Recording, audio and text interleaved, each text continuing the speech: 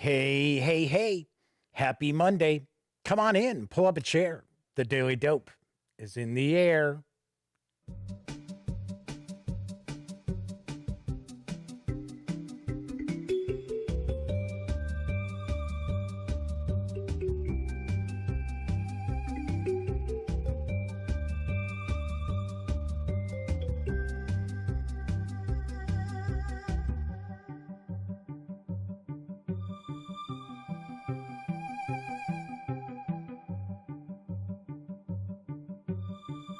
Howdy, howdy, howdy, gang. Yes, welcome back to the Duct Tape Studios.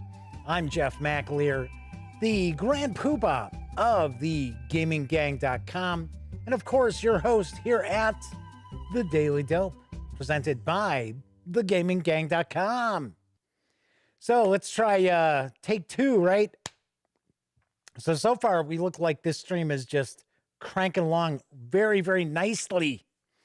So I had to I started the first stream and then I ended it because a few minutes into it, about 60% of the frames were dropping. Not cool, not good, but I'll talk about what I did in just a moment. Anyway, welcome aboard. If this is your first time visiting with me, kick back, relax. This is not rocket surgery. This is very, very casual as far as the attitude here at the Daily Dope. And of course, if you are someone who watches all the time, thank you once again for joining me. Tonight is Monday, November 16th, 2020. This is episode 573 of the Daily Dope. So before we jump into everything, let me remind you that if you like this video, by all means, give it a quick thumbs up. Subscribe to the Gaming Gang channel if you haven't already. And if you subscribe, ding that bell, because not only will it let you know when the Daily Dope streams live right here on YouTube, Monday through Thursday nights, as I bring you the tabletop gaming news, it also let you know when I upload other videos, such as today's review of Vinyl from Talon Strikes Studios. And I enjoyed this. Good stuff, Maynard, as we used to say jokingly all the time. Also should mention my review for Tasha's Cauldron of Everything also went up today too. So you've got a couple of new reviews for you to peek at. So, also want to mention that when you're not watching videos on the Gaming Gang channel, be sure to visit thegaminggang.com for all latest in gaming news, reviews, comics, movies, TV. Get your geek on at thegaminggang.com. And because this is a live stream, at least I think it is, there is chat available on YouTube. It's not on screen. It's one of the ways that I keep some of the more unusual commenters at bay. But I do my best to pay attention to chat. So if you want to say howdy, or maybe you get a question, a comment, by all means, please chime in. I will do my best to respond. So far, we've got Flaming Huron, A Gray Day. The Madman is also here. So we've got chat off and running. We had a couple more people in the first stream.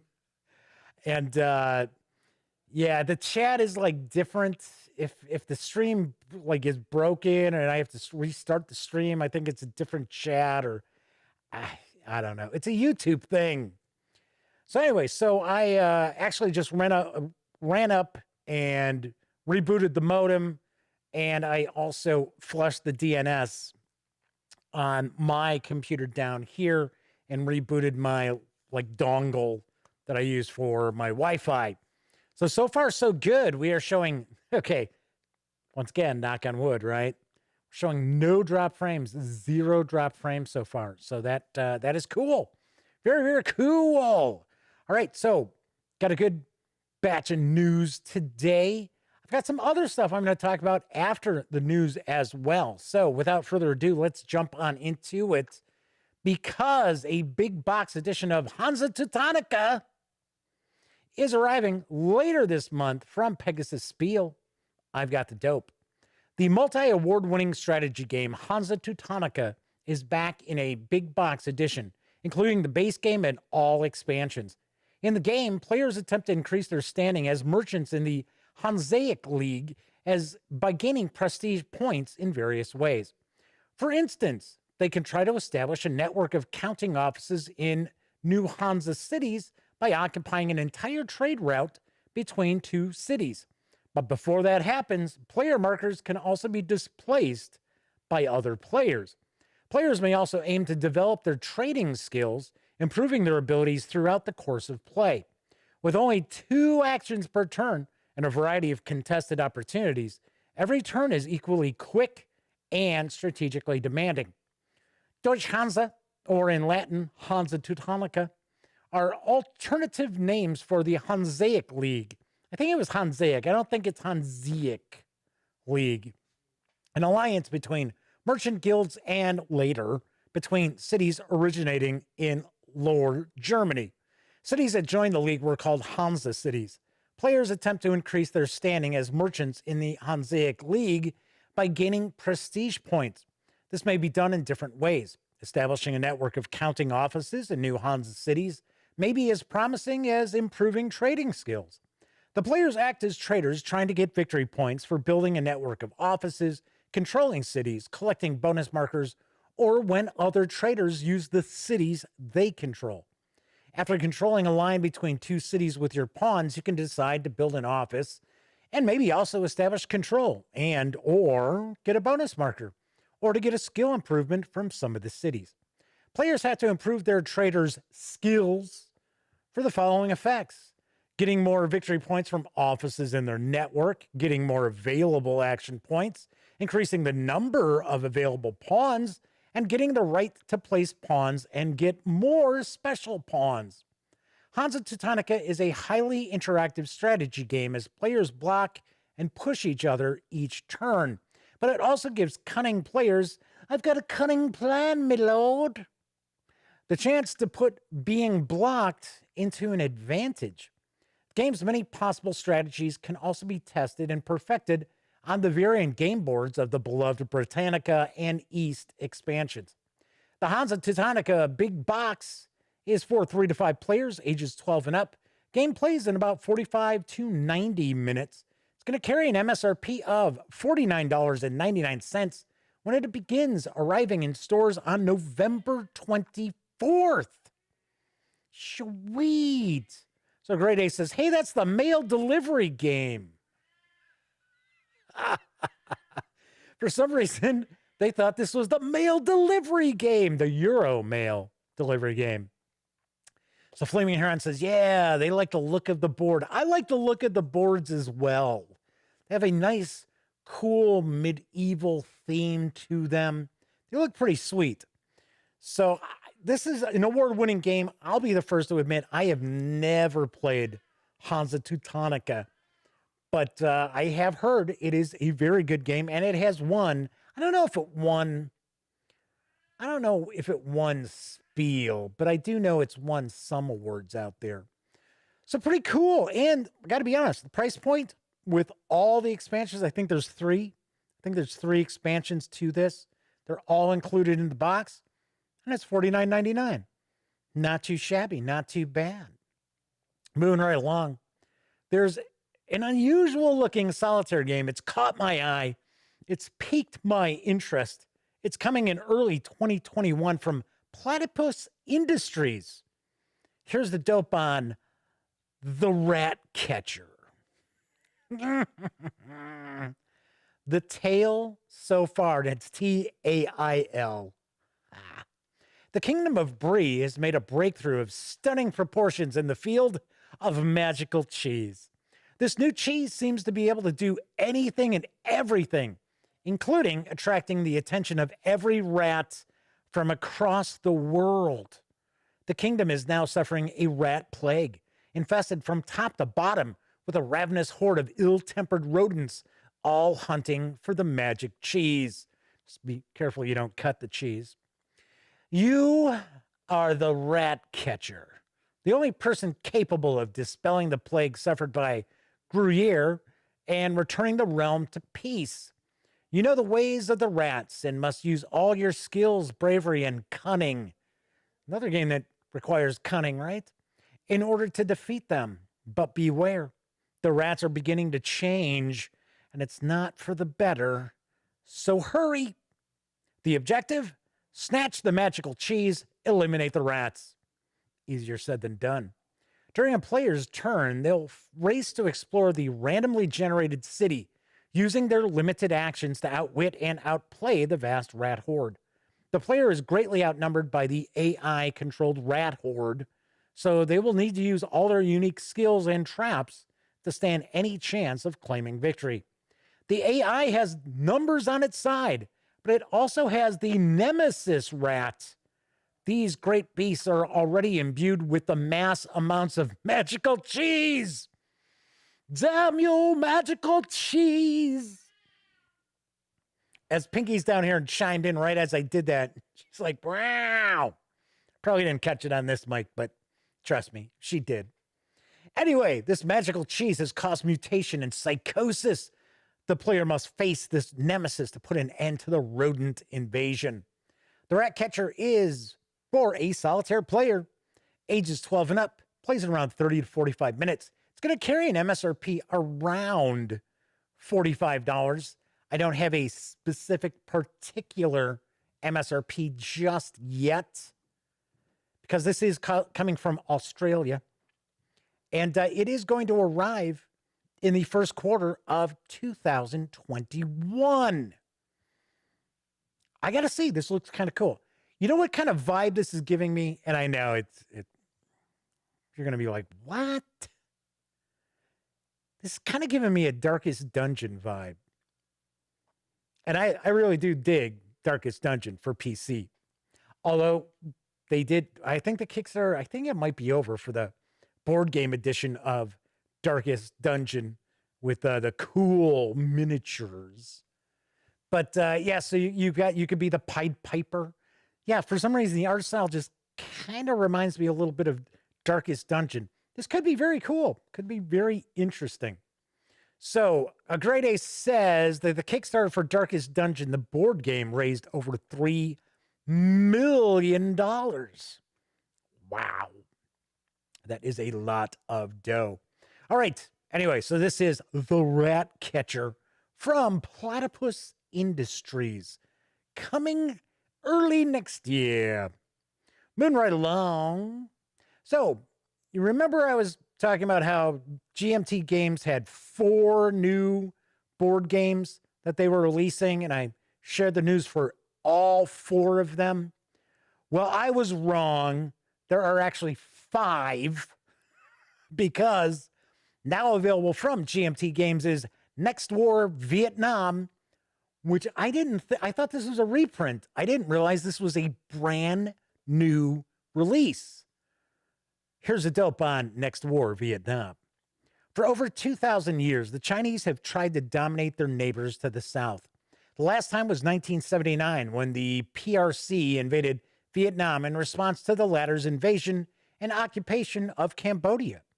That war lasted about 4 weeks before China withdrew, having declared its mission accomplished. Now the old foes are at it again. Sparring over the resource-rich areas of the South China Sea, both sides have been slowly edging toward the precipice of war. That day has now come. Next War Vietnam is the 5th game in the Next War series. This game returns the action to Asia and the powder keg surrounding the South China Sea. This time, the Chinese don't intend a limited punitive expedition.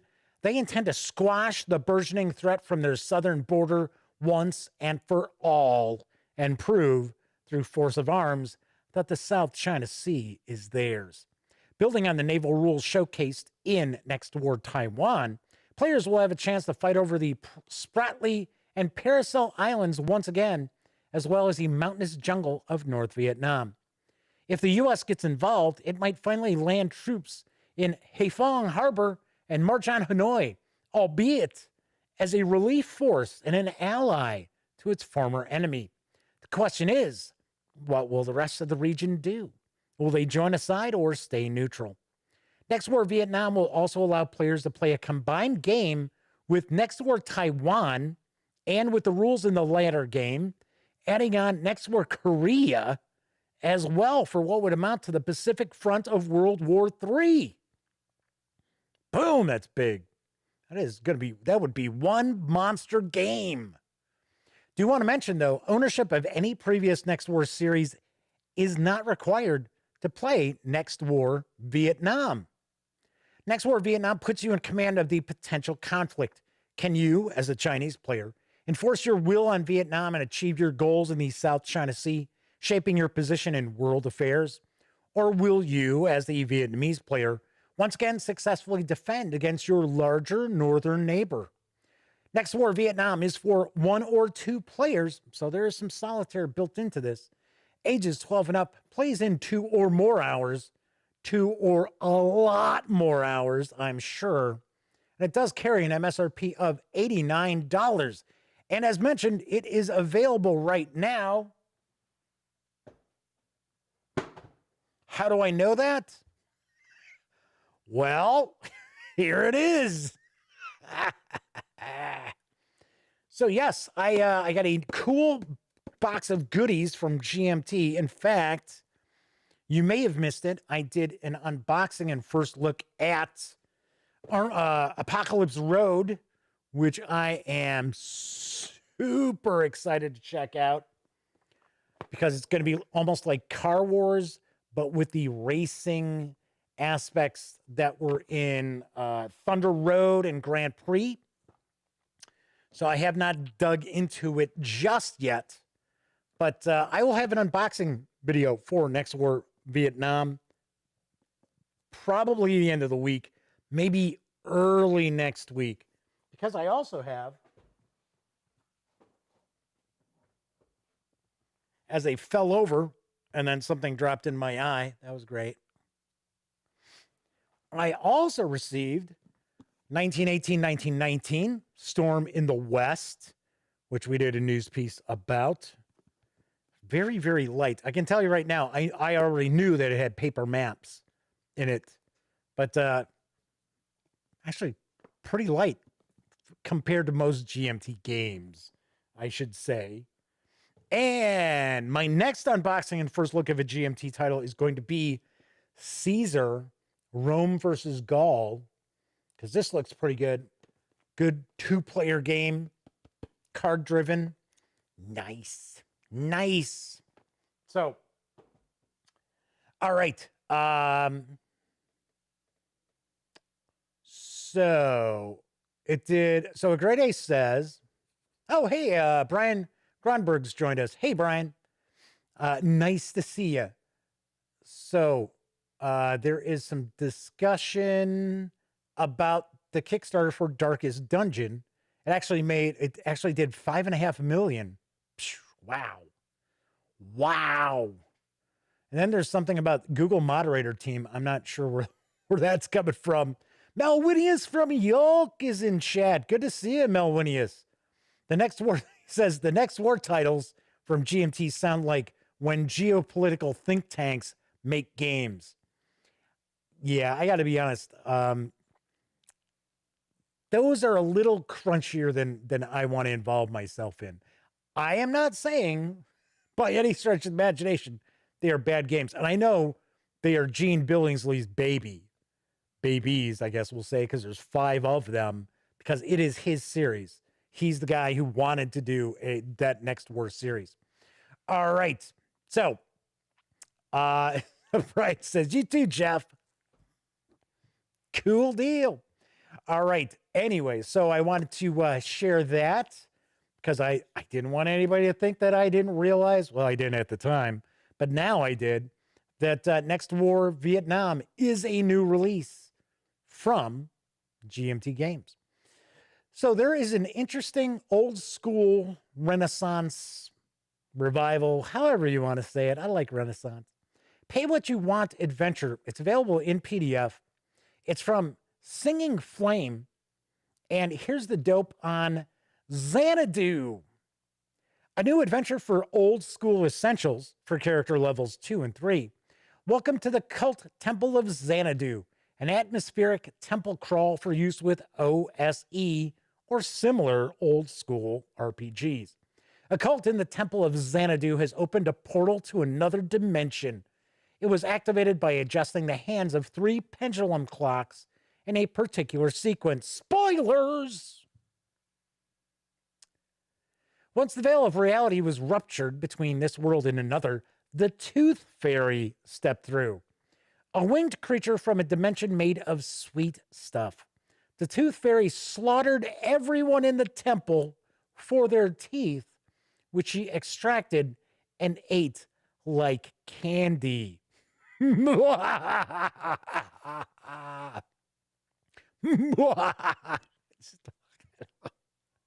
Rumors are circulating about unusual happenings involving the temple. Many are concerned. The Tooth Fairy is currently in her dimension. Her appetite is ravenous, waiting to be summoned again. Rewards and riches may await those who venture forth to explore the temple or dare to perform the ritual.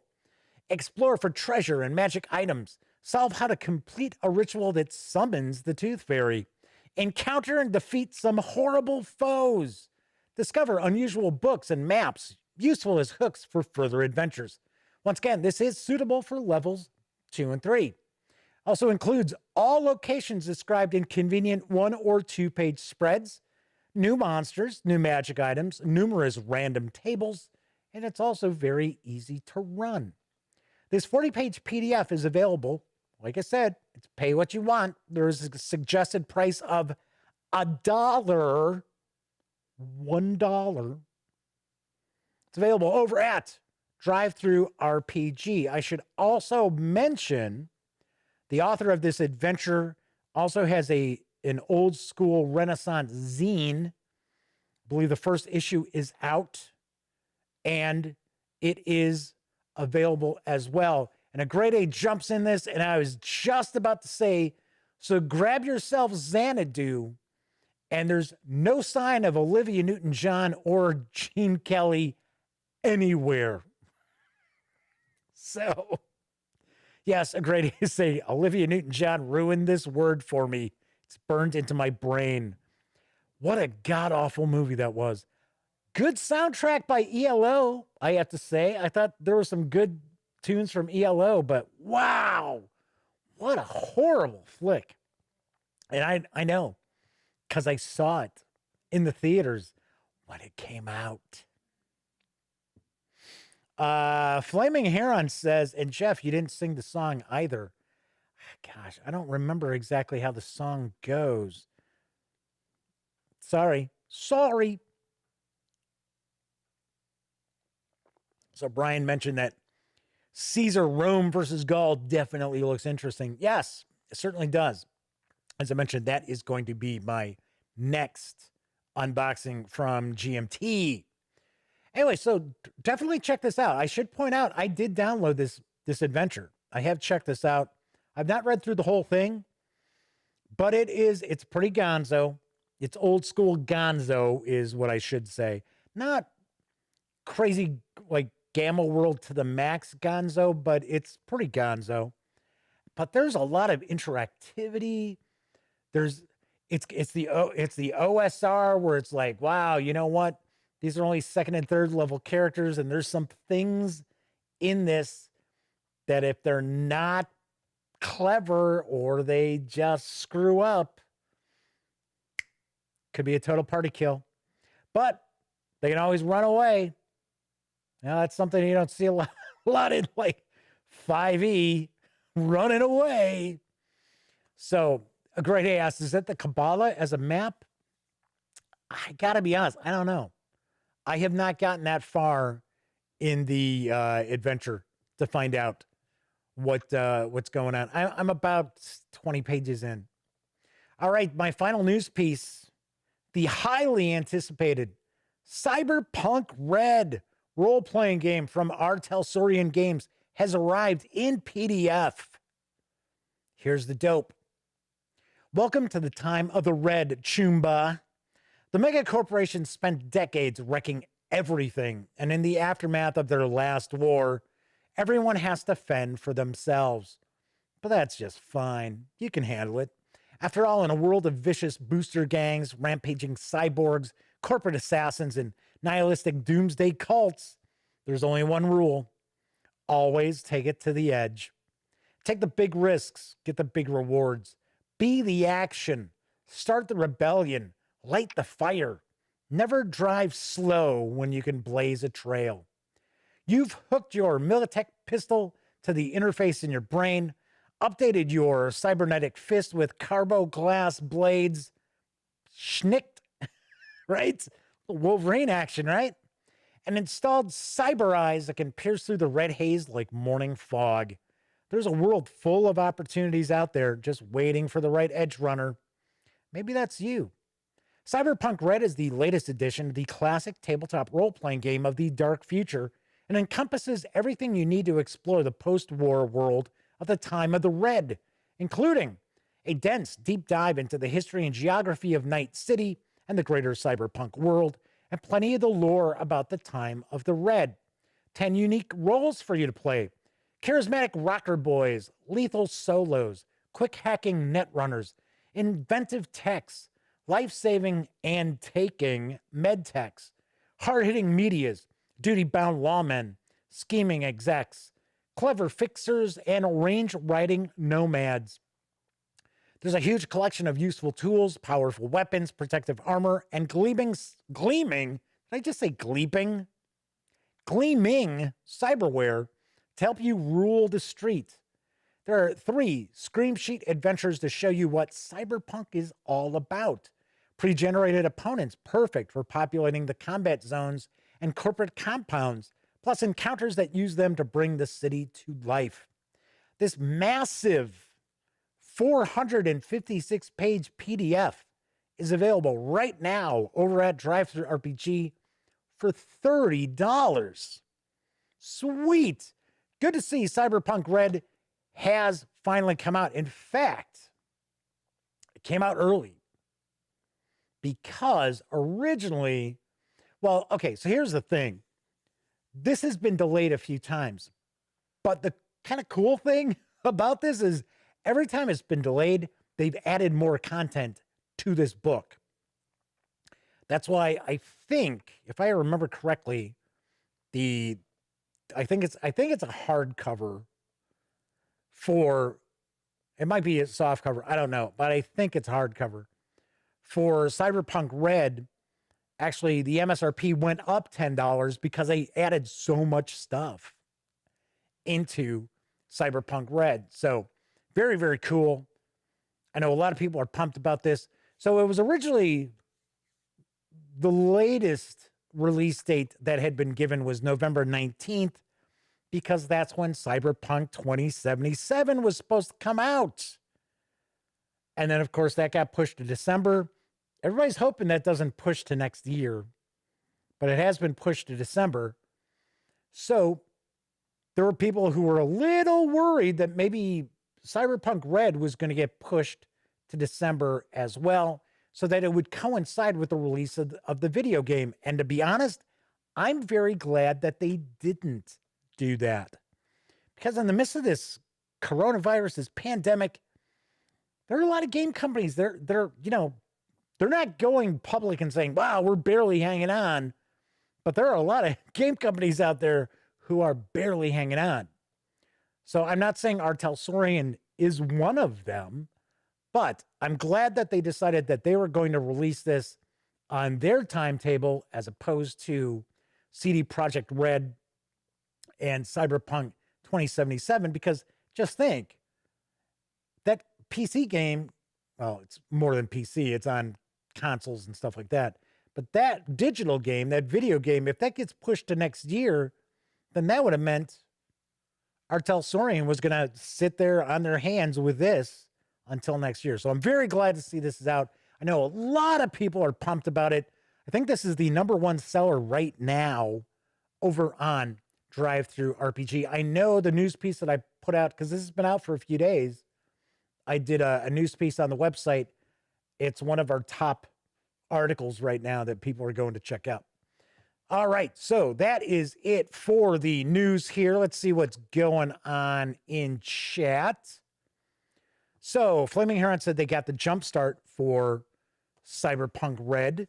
I did a review of it. I thought it was pretty nice. The fine folks over at our Talsorian Games were kind enough to give me a copy of the quick start, the jump start kit, and I thought it was really well done. So Flaming Heron says, yep, it was supposed to come out the same day as Cyberpunk 2077.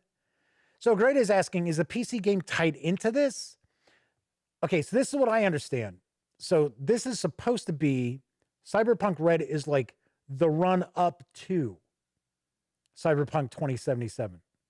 So it's supposed to go from a period of, I think something like, I think there's like a like time frame or kind of like a history of what's going on.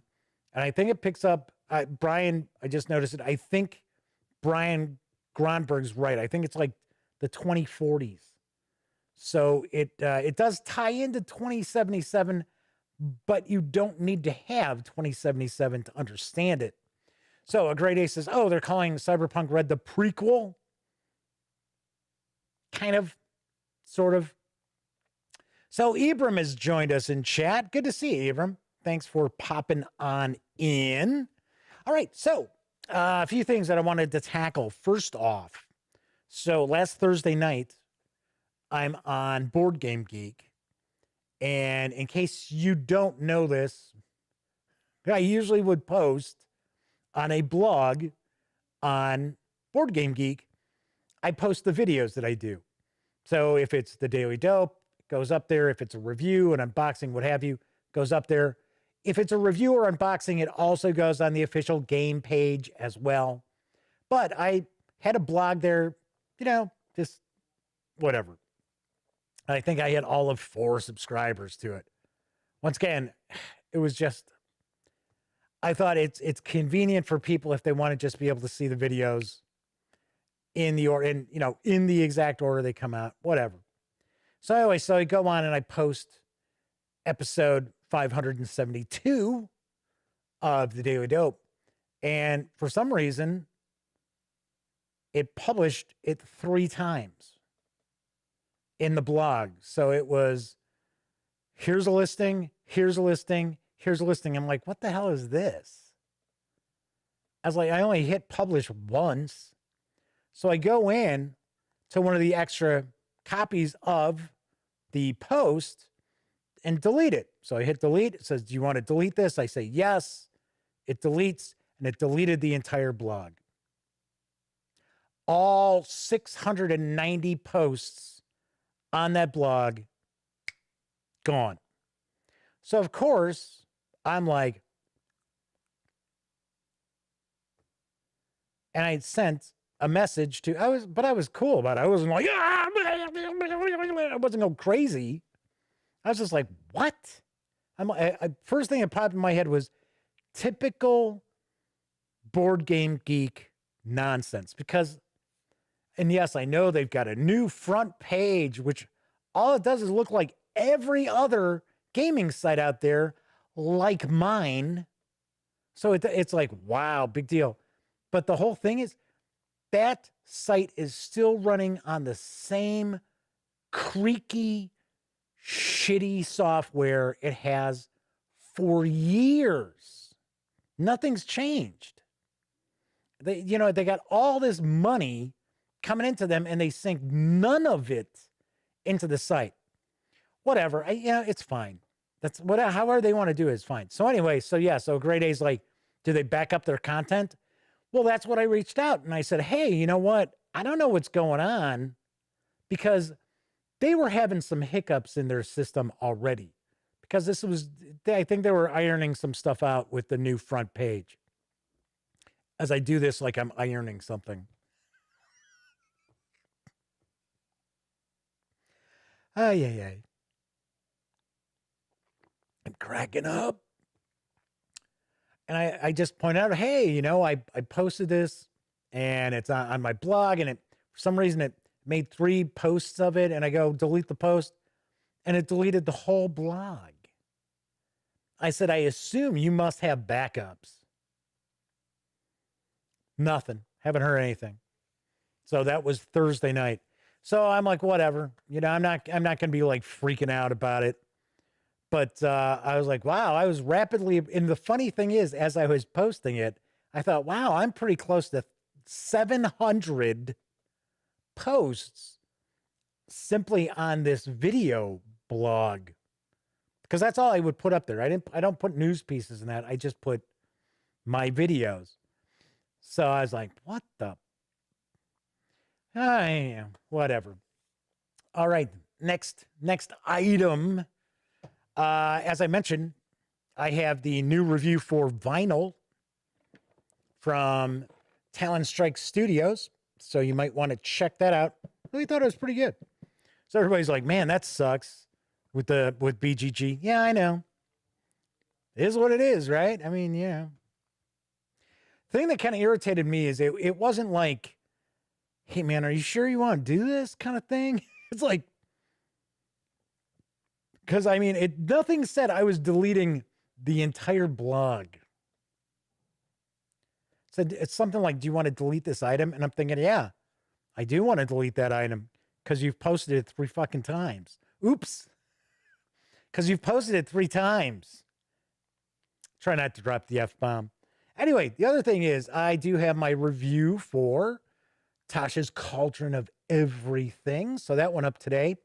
The first look video that I did pulled in about 6,000 views in the first day. So that was pretty cool. Abram's like, not safe for work. So Flaming Heron says, yeah, you definitely got the Tasha's video out just in time. I don't believe I'm the first review, though. I think there was somebody who came out with a review yesterday.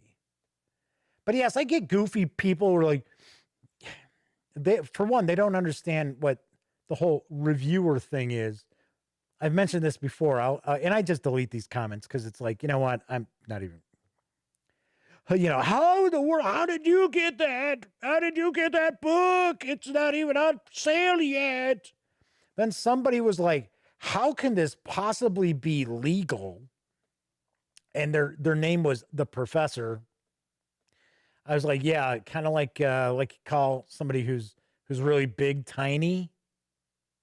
They're like, how is this legal?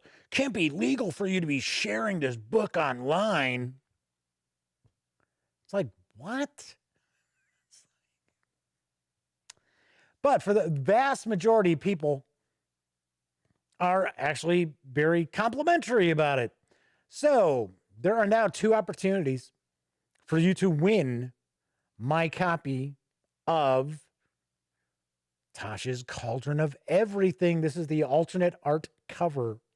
So if you watch the unboxing video, you'll learn how to get in the running. If you watch the review that just went up today, you will also learn how to get into the running because you have an opportunity for 2 entries, I guess we'll say. So, Brian's like, how could this possibly be legal? Sigh. I know. Yeah. They're like, where did he get it from? Now, I had heard that some stores in Canada were selling Tasha's Cauldron of Everything early, that they were just whatever. So then I hear other places it's delayed until the 22nd. Then over in Europe, because of COVID, they're not going to see it until December 1st.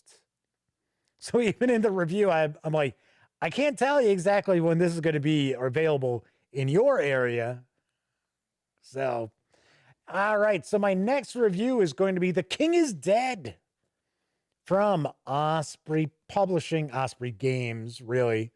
So this is from Pierre Sylvester is the designer. This is the 2nd edition. So this is the 2nd edition of it. This review will be up tomorrow, probably tomorrow night. So Grade A says 50% of the internet are work-at-home lawyers. Yeah, I know. Crazy. All right, so I've got that. Something else I wanted to mention. We did the news piece about Dune Imperium, which is coming from Dire Wolf Digital. And I got an email today from Dire Wolf Digital, and they are sending a review copy my way. So, sweet. Very cool. We're going to get to check it out, gang. So I thought it was kind of funny because the email starts off with, a lot of people are inquiring about, Dune, and we have a very limited number of review copies available, something. Well, okay. So you're basically saying, thanks for the interest, but no. And it went on to say, and we're happy to announce that we'll be happy to send you a copy. I was like, oh, okay, cool. All right, so I got some goodies in the mail today. So I got the 2 new exit games. So we've got the Cemetery of the Night. Ooh. And the Enchanted Forest. These are little ones. I think these are lower complexity. Well, this is 2 out of 5. This is 3 out of 5. And then I also got the new adventure game, The Volcanic Island. Yes, The Volcanic Island. And I think this is kind of similar to the exit games. But I got to admit, this is a little heftier. So I think there's a bunch of cards. I think there's a lot of cards in here. So that arrived. Then from my friends over at Cubicle 7 Entertainment, I got the Wrath and Glory core rulebook. Now you may remember I need something to wet my whistle here. So Brian says that they think that Tasha's Cauldron of Everything will be available on D&D Beyond tomorrow. I do know it's on Roll20 tomorrow because I've been offered a review copy of it for Roll20, which will lead me on to something else in just a moment.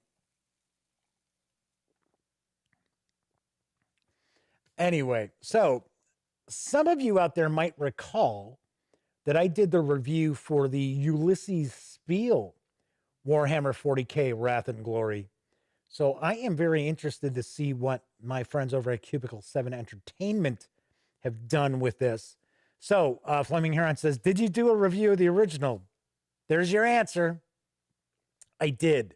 I did like it, but it was messy. It was pretty messy. It was not laid out very intuitively, which is, I guess, the reason why Games Workshop actually pulled that from Ulysses Spiele and gave it to Cubicle 7. So there was a lot going on. I mean, I don't even know everything that was going on. And I had some connections with Ulysses Spiele. But yeah, there was a lot of weirdness. Some stuff I've been told, which I can't discuss, but there was other things going on that were like, what? Because they just kind of fell apart. The only thing they're really doing now they did the Kickstarter for Fated Sons, which I would be interested in checking out. They still do Torg Eternity, which I think is cool. System's a little wonky, but I like the whole premise of it. I could easily port that to another system. And of course the Dark Eye. But then the Dark Eye, there's stuff that's coming out in English that's 5-6 years old. Like I think they just finally kickstarted. I think they released it. I'm not positive if they released it, but I do know they successfully kickstarted the English edition of the Magic supplement. And it's like, wow, that game's been out for a long time. That's another game I reviewed too. So, right. So the Madman says they need to check when Fantasy Grounds will have Tasha's. His 5e group is already asking for it. Nice. So, Flaming Heron says, I think I do have both, but I never did check the differences between the two books because they're PDFs. Yeah, first of all, I think, I'm not positive, I think the actual game mechanics really did not change. So I think the game mechanics stayed the same. I mean, they tweaked them, obviously. But I don't think Cubicle 7 totally redid the game system. So, all right. Anyway, Brian's saying, by the way, that was a really balanced review. I assume Brian is talking about the Tasha's Cauldron of Everything review. All right, so other stuff. I got Soulbound, the core book, which Sammy did a review of the PDF, but I'll be happy to do just a page through, take a look at the book. It's pretty big book. Both of these are pretty big. And then I also received the Soulbound Game Master screen, which I'm sure has some other material in here as well, because I know Cubicle 7 likes to do that. They usually put a little booklet with maybe an adventure or tables you can use, stuff like that. All right. So that is that. Also, another review that's on the horizon is Undaunted Normandy from Osprey. This one will be probably next week, even though I could be really easily jump into it. I don't like to do same company games like all on top of each other. To me, it looks weird. Looks very, very weird. So Flaming Heron says, yep, Soulbound is another really good game, but they don't think they would like it. Yeah, it's very, as far as I understand, once again, I have not looked at it. I mean, I have shared news pieces for it for Cubicle 7. We've talked about it on the show, but I think it's like really epic fantasy where the player characters are like, if we use a D&D kind of reference, they're like 15th level. I mean, they're like high up there. They're nearly like demigod status kind of characters, which I'm sure can be very, very exciting. But to me, I always think back where it's like, wow, high level character adventures for D&D are really tough to pull off. So I got to be honest, off the top of my head, I can't think of any. Well, TSR. So we'll say AD&D and second edition D&D. I can't think of any high level modules, adventures, or whatever off the top of my head that I thought were really good. And I'm including Tomb of Horrors because I don't think Tomb of Horrors is all that great. It really does show its origins as like a tournament adventure because it's TPK waiting to happen all over the place. So, I'm sorry. Flaming Heron says, yeah, they actually did like it. Oh, I'm sorry. I didn't think. Flaming Heron said they didn't think they would like it. And then it turned out they really did like it. Same with Sammy's review. Because I know Sammy had said she was kind of like, come on, it's Warhammer. Well, I mean, I assigned it to her to review it. So, but she was like, wow. She gave it like a 9 something. We got rid of like as far as the review scores now, it's like 7, 7.5, 8, 8.5. Got rid of the like 8.8.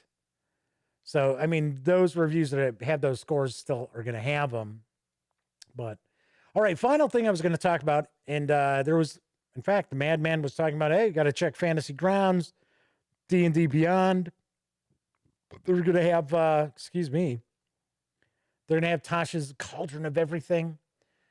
So I have been thinking of taking a look at the Foundry virtual tabletop. So my fine connection over at Cubicle 7 Entertainment has provided me with a code for Warhammer Fantasy Roleplay 4th edition for Roll20. I don't use Roll20. I don't subscribe to Roll20.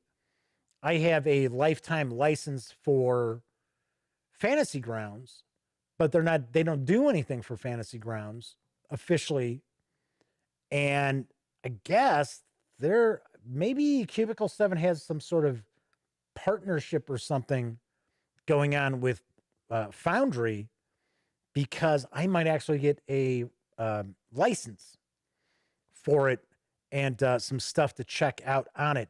I've heard good things about it. I heard it's got a much steeper learning curve than, say, Fantasy Grounds, and obviously Roll20's pretty easy to get into. But from what I've seen of it, it looks pretty cool. Looks pretty nice. Plus, you purchase it, and that's it. It's yours. Kind of like Fantasy Grounds. Fantasy Grounds, I have a lifetime license to it. But like Roll20, it's like $100 a year for like their top level, top tier subscription. And the thing is, if you think about it, you really don't own anything. So, don't know. I'll have to check it out. So a Grade A says, CM1, Test of the Warlords is a good high-level adventure. I got to be honest, I don't think I ever ran across that. One of the few that doesn't fall apart due to the math. Yeah, because math is hard. I always throw that stupid Barbie thing. Math is hard. All right, that is it for tonight's show. Covered a lot of stuff. I'm sure I'm forgetting something, but anyway, so I at least showed you some of the stuff that's arrived. I've got other things in the pipeline coming. I really do want to check out that Mazes, which is from 9th Level Games. They were supposed to be sending that out last week, so I don't know if they did or not. But I got some other stuff. Got a bunch of RPG stuff heading my way. All righty then. Anyway, if you like this video, by all means, please give it a quick thumbs up. Subscribe to the Gaming Gang channel if you haven't already. And if you subscribe, ding that bell, because it'll not only let you know when the Daily Dope streams live Monday through Thursday nights right here on YouTube, also let you know when I upload other videos, such as my upcoming review of The King is Dead. Long live the king. And of course, when you're not watching videos on the Gaming Gang channel, be sure to visit thegaminggang.com for all the latest in gaming news, reviews, comics, movies, TV. You know the drill. Get your geek on at thegaminggang.com. Those of you who hung out in chat with me, thank you very much, especially after the hiccup that we had to get started tonight. Just as a reference, we dropped all of 46 frames in about 53 minutes of the show.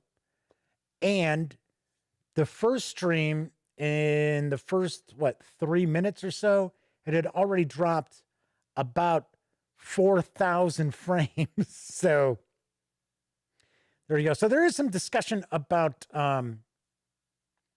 some of the tabletop, the virtual tabletops. Maybe we'll talk a little bit about that tomorrow. So yes, if you're going to join me tomorrow in chat for the show, after we talk about the news, let's maybe discuss our experiences with virtual tabletops. Nice. All right. So anyway, those of you who hung out watching live, thank you very much for keeping me company. And of course, I know a lot of people out there don't have an opportunity to watch the stream live. Maybe you're even watching on Memorex. Regardless, thank you very much for taking time to watch this knucklehead just babble on. All right. Of course, everybody enjoy the rest of your Monday night / Tuesday morning, early afternoon, late afternoon, what have you. Of course, I will be back tomorrow.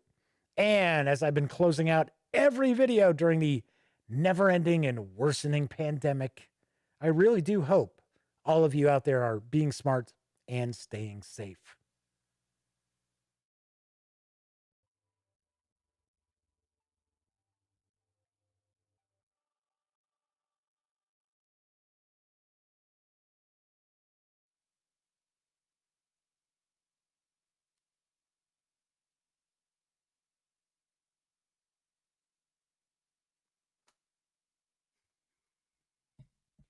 Oh, you're still here. Well, once again, thank you very much for watching this video. And of course, if you'd like to subscribe to the Gaming Gang channel, click right here. And of course, if you want to see one of the latest episodes of the Daily Dope, click right on up here.